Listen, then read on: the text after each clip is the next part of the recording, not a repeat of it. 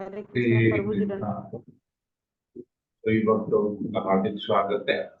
स्वागत का क्लास में हम लोग डिसाइपल कोर्स शिष्य पाठ्यक्रम पढ़ रहे हैं। कल हमने छठे अध्याय में पढ़ा कि किस प्रकार गुरु का चयन करना चाहिए, शिष्य में क्या क्या योग्यताएं होनी चाहिए ताकि गुरु उसे स्वीकार करे, और गुरु में क्या क्या योग्यताएं होनी चाहिए जिसके से शिष्य गुरु का चयन कर सकता है।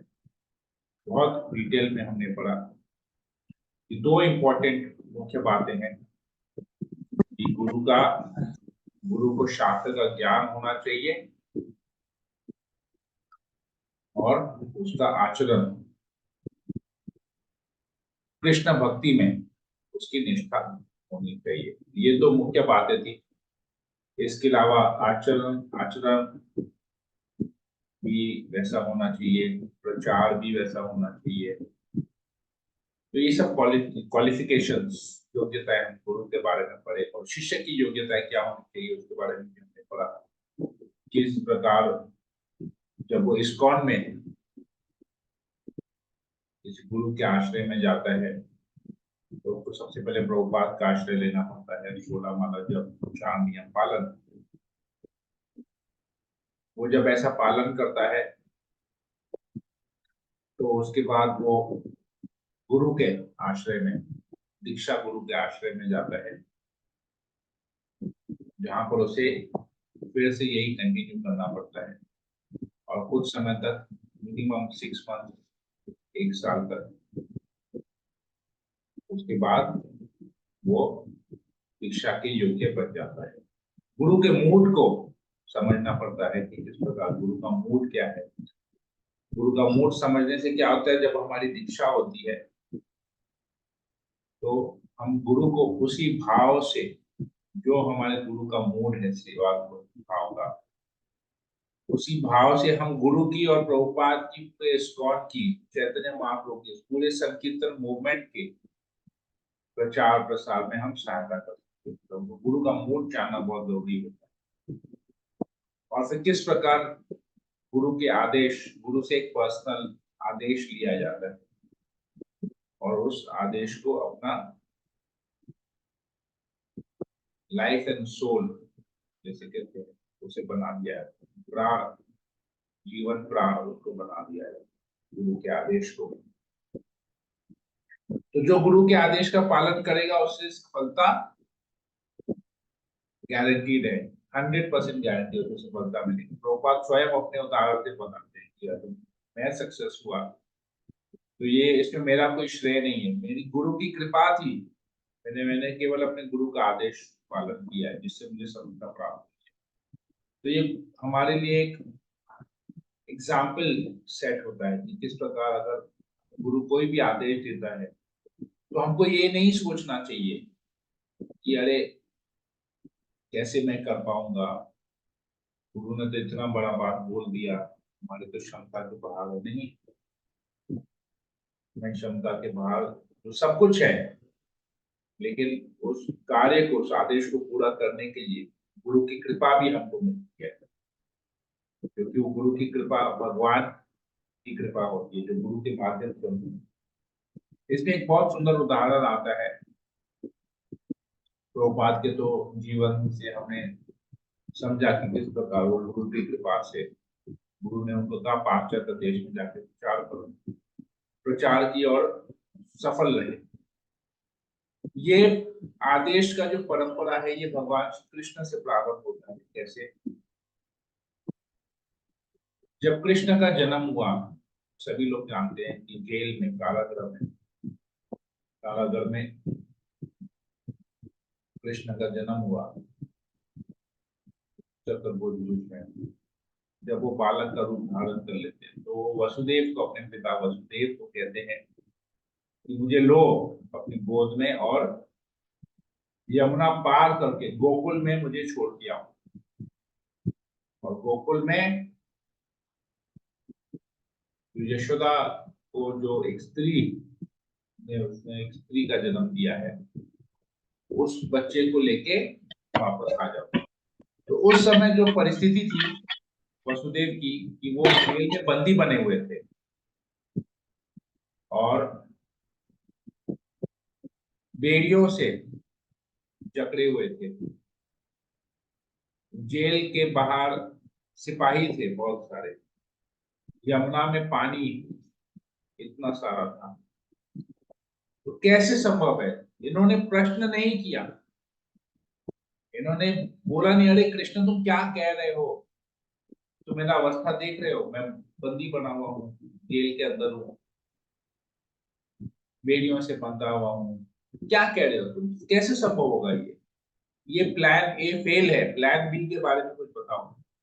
नहीं, उन्होंने ऐसा नहीं किया, उन्होंने तुरंत कृष्ण को अपने गोद में उठाया, आज्ञा का पालन किया, तुरंत ही कृष्ण को गोद में उठाया। जैसे ही कृष्ण को गोद में उठाया, जंजीरें बेड़ियां अपने आप खुल गई, सारे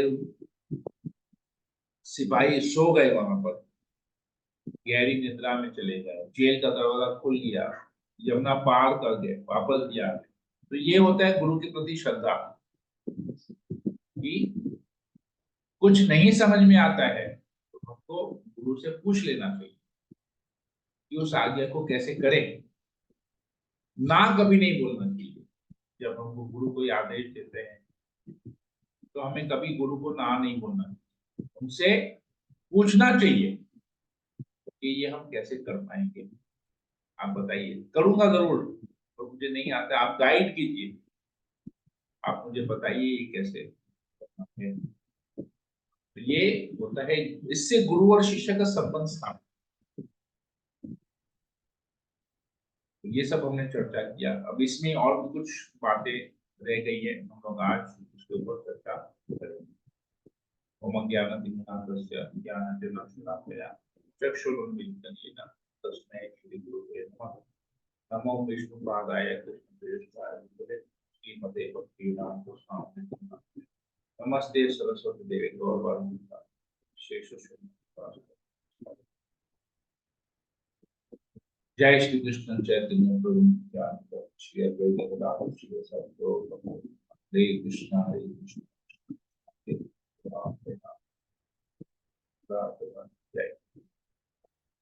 और भी हमने एक बात पढ़ा थी कि किस प्रकार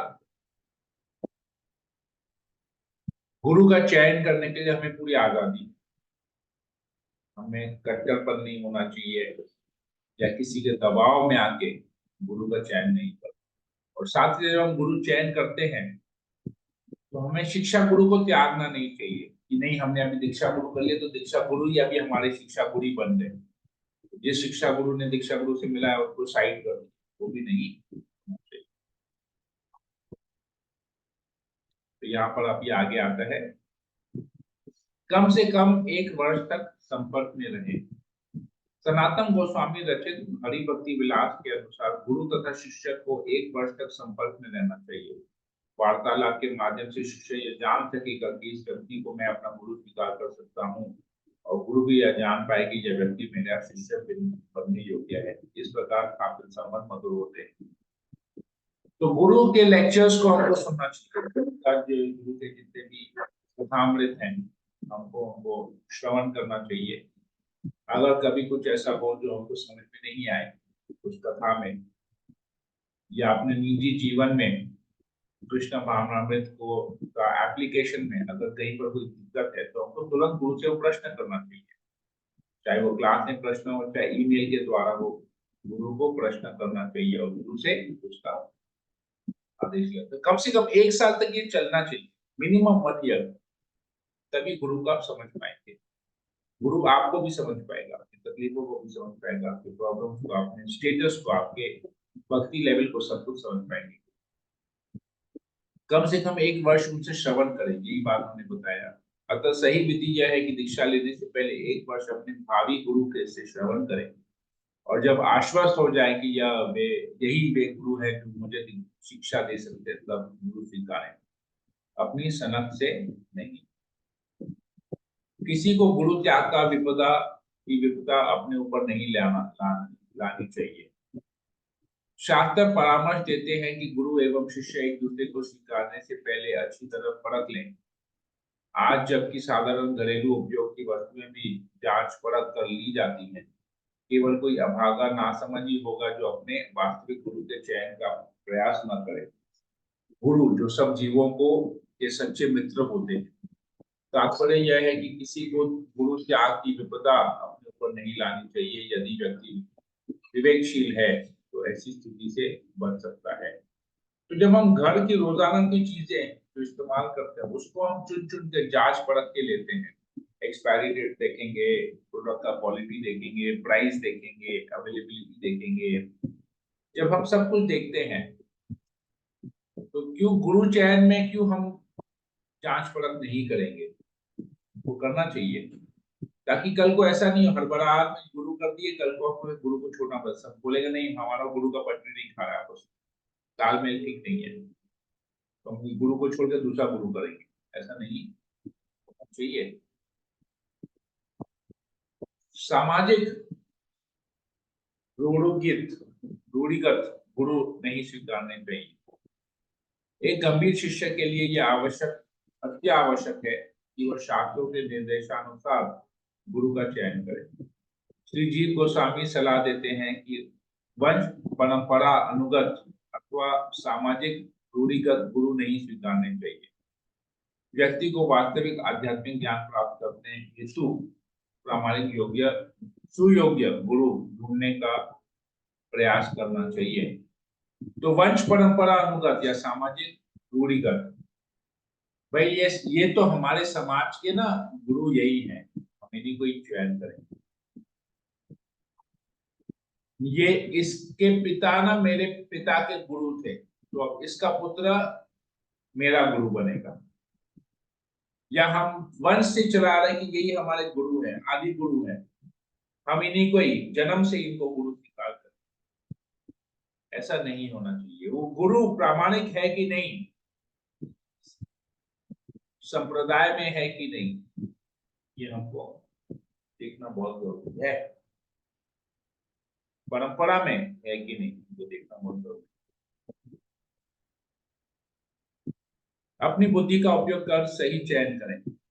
दीक्षार्थी का यह व्यक्तिगत दायित्व है कि वह अपनी बुद्धि का उपयोग कर अपने गुरु के रूप में एक विशिष्ट पद का सही चयन करे।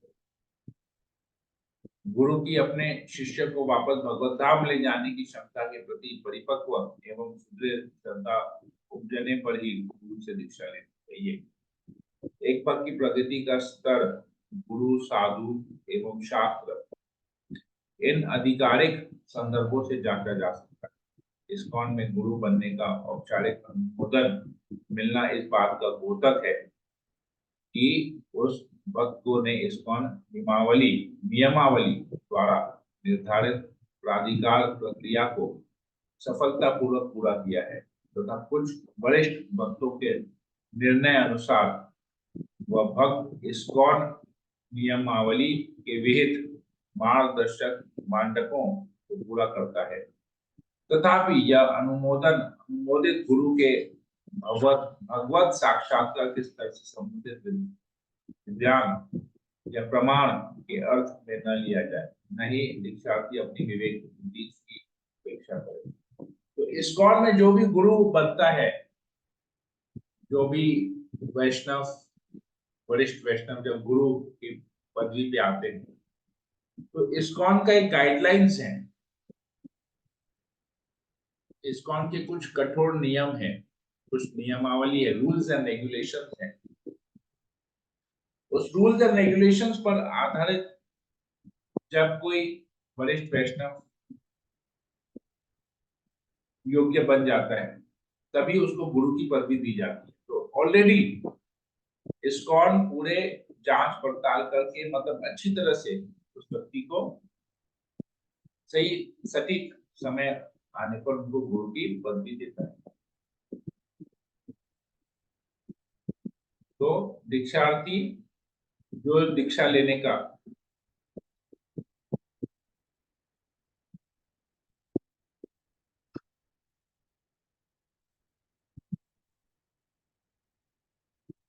जो दीक्षा प्रदान करते हैं, तो गुरु का भी ये दायित्व है कि मैं जब इतने सब कुछ कर रहा हूं तो मेरा कर्तव्य गुरु को जानना चाहिए कि मेरा कर्तव्य है कि मैं किस प्रकार अपने शिष्य को भगवत धाम वापस लेके जाऊं।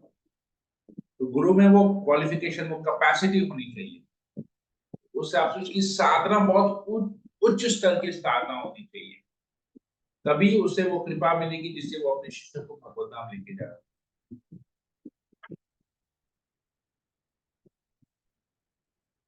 तो वो इतने टाइम से सन्यासी था, उसका गुरु, वो गुरु बन गया, मैं रह गया, ऐसा नहीं।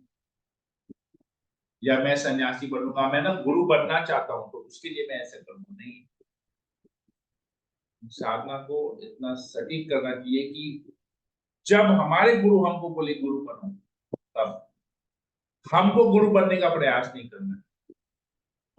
हमको हमारा आचरण इस प्रकार होना चाहिए ताकि जब जरूरत पड़े तो हम अपने गुरु के आदेश अनुसार एक गुरु का रोल निभा सकें। अतिरिक्त उदाहरण है ये प्रामाणिक गुरु की योग्यताएं, और भी हम पढ़ते हैं, कुछ एक्स्ट्रा भागवतम में भी दिया गया है। वास्तविक आनंद के अभिलाषी व्यक्ति को चाहिए कि वह प्रामाणिक गुरु से दीक्षा लेकर उनका शरणागत बने।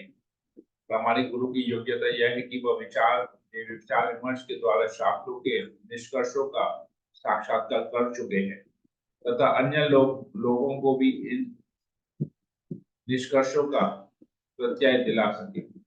ऐसे महाजनों को प्रामाणिक गुरु मानना चाहिए जो समस्त भौतिक चिंताओं से दूर होकर परमेश्वर भगवान की शरण ग्रहण करते हैं। तो भौतिक चीजों में उनको, भौतिक चिंताओं से, उस गुरु हमेशा भौतिक चिंताओं से परे होता है। शास्त्र का उनको पूरा ज्ञान होता है, निष्कर्ष उनको पता है, और वो भगवान पर पूर्ण आश्रित होता है, पूर्ण शरणागत होता है। तो भौतिक चिंताओं से दूर, तो इसका मतलब ये है कि शिष्य की कभी गुरु से भौतिक चीजों के बारे में, भौतिक चिंताओं के बारे में विचार विमर्श नहीं करना। शिक्षा का फर्ज है, कर्तव्य है कि केवल आध्यात्मिक ज्ञान प्राप्त करने के लिए गुरु किया, भौतिक उपलब्धियों को पाने के लिए गुरु करने की कोई जरूरत नहीं। वो हमको अपने कर्मानुसार, परंपरा के अनुसार देते हैं।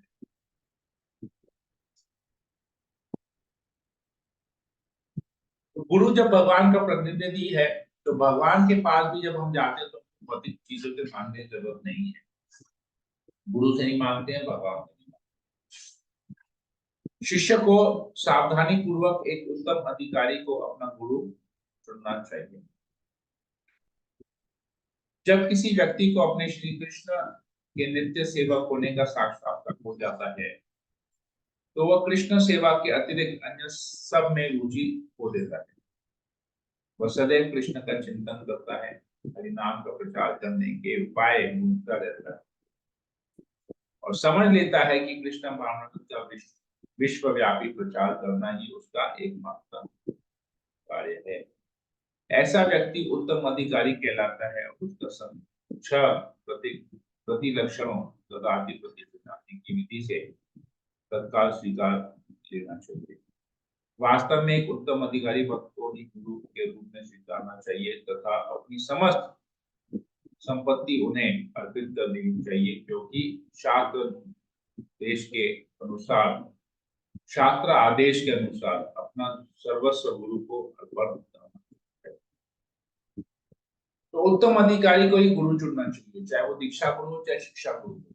जैसे मैं एक उदाहरण देता हूँ इसमें, मेरे एक गुरु भाई है, तो गुरु महाराज से दीक्षा हुआ, परंतु उनके शिक्षा गुरु, उन्होंने एक व्यक्ति को अपना शिक्षा गुरु चुना, माना, और उस व्यक्ति से वो रेगुलरली इंटरेक्ट करते हैं ताकि वो अपनी साधना बता सके कि मैं प्रतिदिन ये साधना कर रहा हूँ, इतना साधना कर रहा हूँ, ऐसे जप कर रहा हूँ, गाइडेंस ले सके। क्योंकि हर बार गुरु से, डेली के साधना में गुरु से इंटरेक्ट करना थोड़ा सा कठिन होता है शिक्षा गुरु से, तो शिक्षा गुरु से इंटरेक्शन किया जाता है। तो वो व्यक्ति, मतलब मेरा मित्र, मेरा गुरु भाई जिस व्यक्ति को शिक्षा गुरु माना है, वो व्यक्ति कहीं पर कोई प्रचार नहीं करता है। न मायापुर में बहुत सारे डिपार्टमेंट है, न किसी डिपार्टमेंट में कोई वो पदवी पे है, नहीं है। वो एक साधारण सा व्यक्ति आता है, अपना मंदिर दर्शन करता है और बहुत लो लेवल में रह के सेवा करता है। मतलब ज्यादा दिखता नहीं है लोगों के बीच में, कोई फेमस व्यक्ति नहीं है, परंतु उनका जो आचरण है, उनमें जो कृष्ण तत्व का जो ज्ञान है वो बहुत श्रेष्ठ है। इसीलिए मेरे गुरु भाई ने उसे अपना चुना, अपना गाइडेंस के लिए उनको अपना शिक्षा गुरु चुना। तो वो बहुत उच्च, क्योंकि वो बहुत मतलब बहुत कम बात करते हैं, लेकिन जब बात करते हैं एकदम प्योर शास्त्र को ही कोट करते हैं, अपना मत कभी नहीं बताते। मतलब इतने शास्त्र में इतने वो है,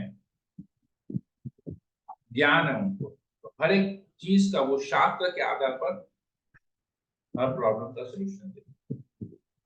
तो ये उच्च अधिकारी है। ऐसा नहीं है कि बहुत फेमस है तभी वो उच्च अधिकारी बनेगा, ऐसा नहीं। फेमस व्यक्ति हो तभी हम उसको गुरु बनाएंगे, ऐसा नहीं। श्री भक्ति विनोद ठाकुर ने इस विषय में कुछ व्यवहारिक संकेत दिए हैं कि एक उत्तम अधिकारी वैष्णव को अनेक पतित आत्माओं को वैष्णव बना देने की उसकी क्षमता से पहचाना जाता है। इस श्लोक में रूप गोस्वामी परामर्श देते हैं कि भक्त को इतना बुद्धिमान होना चाहिए कि वह कनिष्ठ, मध्यम तथा उत्तम अधिकारी का अंतर देख सके।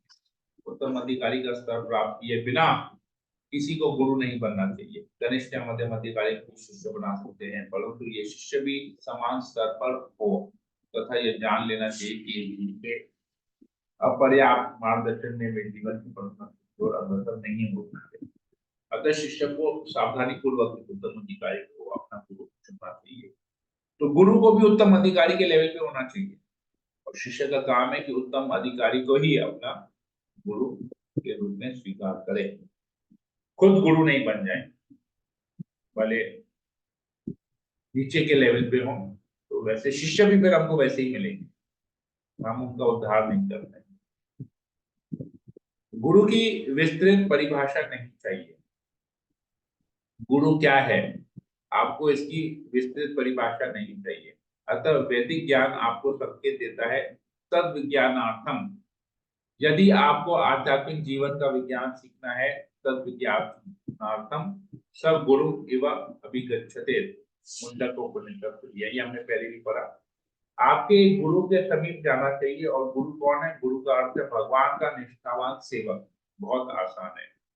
तो गुरु का डेफिनेशन में ज्यादा डिटेल्स में नहीं जाना चाहिए। गुरु देखने में कैसे हैं, इसमें इसका मतलब ये आता है, अरे गुरु देखने में कैसे हैं? स्मार्ट हैं, गोरे हैं, और उनका बोलचाल अच्छा है, इनका गला मधुर है। तो इस सब में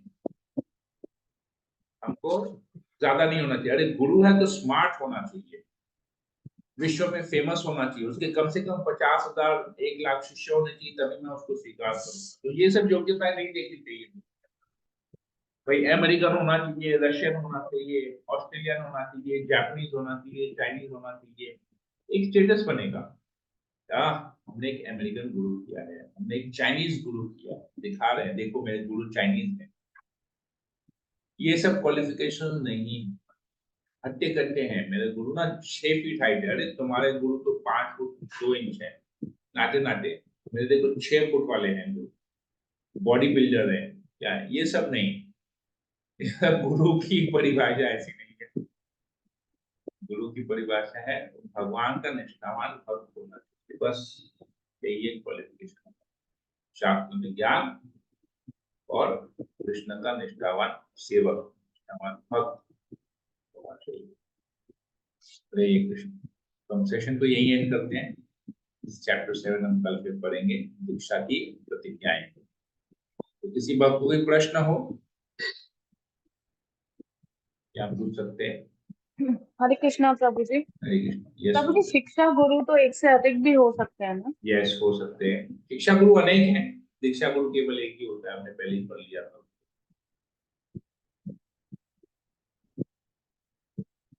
और किसी को कुछ पूछना है?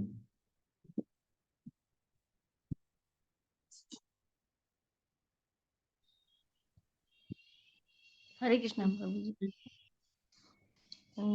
अभी जो लास्ट में बताया है आपने प्रभु जी की, ज्यादा हमने की उसमें नहीं देखना चाहिए कि गुरु कैसे होने चाहिए, लेकिन आज के उनकी जो मनोस्थिति हो गई है हमने की इंसानों की, देखा है कि आजकल जाति धर्म के ऊपर भी जाने लगे हैं लोग कि ये हमारी जाति का है या हमारे धर्म का है, लेकिन उसमें क्या योग्यताएं हैं क्या नहीं योग्यताएं हैं वो नहीं देखना है, लेकिन बस जाति धर्म या अंधविश्वास कह सकते हैं कि अंधविश्वास के ऊपर मतलब कि लोग भागते हैं और गुरु का चयन करते हैं, और उनका ये नहीं देखना होता है। प्रभुपाद इसको कहते हैं, गुरु बनाना एक फैशन हो गया है अभी।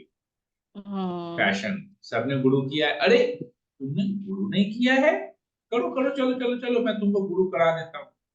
गुरु कराने ऐसे बोल रहे कि जैसे कुत्ता खरीदने जाने बाजार से, जब कुत्ता पाल लो घर में। तो ये प्रभुपाद जी कहते हैं ये बहुत गलत है एक्चुअली। ये जो सोच है ना, ये बहुत गलत है। गुरु के स्तर को हम नहीं समझ पा रहे हैं, मतलब दुर्भाग्य हमारा यही है। इसीलिए आप देखेंगे किसी भी संस्था में ना इतना डिटेल में गुरु चयन के बारे में इतना डिटेल में नहीं बताया गया है। इसको इस्कॉन इसलिए इसको कंपलसरी कर देते हैं, पहले नहीं था, ये कुछ साल हुए हैं। मतलब मैं जिस साल ये डिसाइपल कोर्स किया था उसके एक चाहे 2014 में ये स्टार्ट हुआ, मैं 2014-15 में किया था, तो 2014 में डिसाइपल को स्टार्ट किया। बहुत सब प्रॉब्लम्स को देख के ये डिसाइपल को स्टार्ट किया गया। वही है प्रभु जी। आज की उनकी देखा जाए तो देखिए कितने ऐसे हैं संस्था के गुरु जो एक्सपोज हुए हैं आज की डेट में, कितना कितना कुछ सामने आया न्यूज में।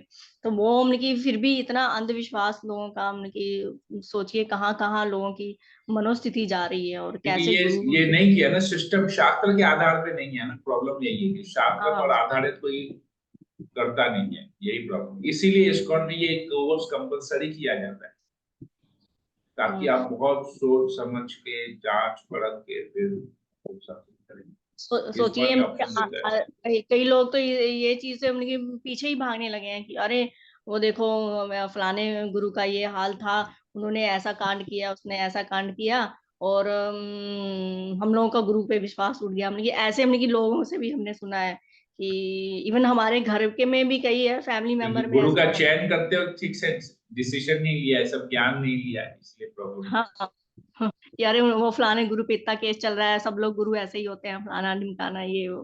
तो उनकी बहुत चीजें उन्हें ऐसी हैं कि कुछ लोगों की उनकी गलती की वजह से या गुरु चयन की वजह से दूसरे मतलब की जो गुरु हैं वो लोग मतलब की इफेक्ट करते हैं। हरे कृष्णा। किसी को कुछ पूछना है?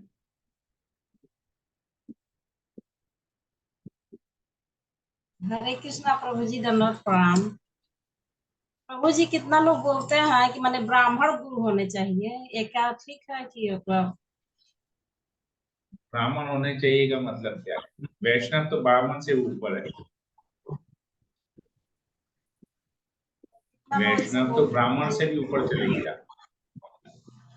भगवान का शुद्ध कि भक्त है वो। मतलब ब्राह्मण माने भगवान के सर से मतलब निकले हैं, और लोग पता नहीं कहाँ कहाँ से निकले हैं मतलब। कौन देखो कहाँ कहाँ कितना से निकले देखना नहीं है। इधर हमने क्या पढ़ा, क्या वो विप्र, सन्यासी, शूद्र, शूद्र भी हो सकता है वो। उसका जी वही सर्वश्रेष्ठ योग्यता क्या है, भले उसका शूद्र कुल में जन्म हुआ हो। कीबा विप्र कीबा न्यासी, ये देखिए मैं आपको दिखाता हूँ। ये हमने इसके लिए पढ़ा, लोग क्या कहते हैं, शास्त्र क्या कहते हैं, लोग क्या कहते हैं हमको ये नहीं सुनना, लोग शास्त्र क्या कहते हैं। कीबा विप्र कीबा न्यासी शूद्र कैनो नए, यही कृष्ण तत्व में तस्से गुरु हुए। जो कृष्ण के तत्व को जानता है, चैतन्य चरितामृत, ये भगवान स्वयं कहते हैं भगवान चैतन्य महाप्रभु कौन है? कृष्ण है। कृष्ण कहते हैं कीबा विप्र, भले वो ब्राह्मण हो, कीबा जासी चाहे सन्यासी हो, शूद्र क्या होना चाहिए, भले वो शूद्र क्यों ना हो, यही कृष्ण तत्ववेता, उससे कृष्ण तत्व का पूर्ण ज्ञान होना चाहिए, से ही गुरु है, वही गुरु बन सकता है। अभी आप अगर ब्राह्मण को गुरु चुनेंगे और ब्राह्मण जाके त्रिसंग कर रहा है, खान पान में इंद्र तृप्ति में डूबा हुआ है, भोग विलास में डूबा हुआ है, तो क्या गुरु बनने लोग योग्य है? नहीं है। तो इसलिए भगवान गीता में कहते हैं चतुर्वर्ण्यम मया शिष्टम गुण कर्म विभाग, तो गुणों और कर्मों के आधार पे मैंने ब्राह्मण क्षत्रिय वैश्य शूद्र बनाया है। लेकिन भगवान तो गुरु का बोले नहीं कि मैंने गुरु भी बनाया है। भगवान बोले क्या कि ब्राह्मण को ही गुरु बनाना चाहिए? भगवान बोलते गुण और कर्म के हिसाब से ब्राह्मण, अगर ब्राह्मण कुल में जन्म हुआ है, भले ही ब्राह्मण कुल में जन्म क्यों ना हुआ हो, अगर उसके गुण ब्राह्मण के जैसे नहीं है, उसके कर्म, ब्राह्मण कुल में जन्म होके वो नौकरी करता है, चंद पैसों के लिए, सैलरी के लिए नौकरी करता है, 10, 15, 20 हजार के लिए वो अगर नौकरी करता है तो उसका कर्म क्या हुआ? ब्राह्मण का तो कर्म नहीं हुआ वो।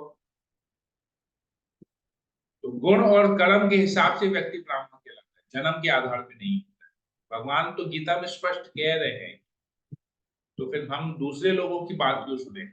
वो तो भगवान की बात सुननी। क्लियर है सुमन चौरसिया माता जी? स्पष्ट हुआ? जी प्रभु।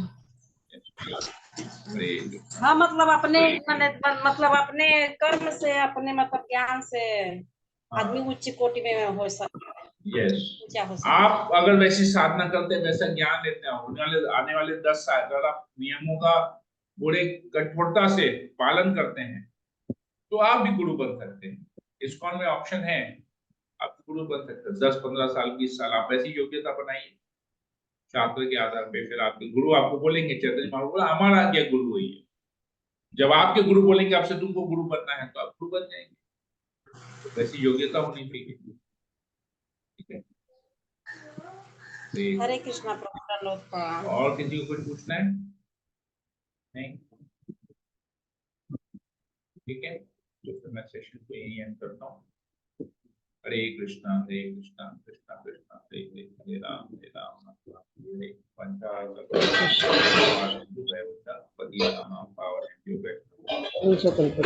रमेश भक्त की जय।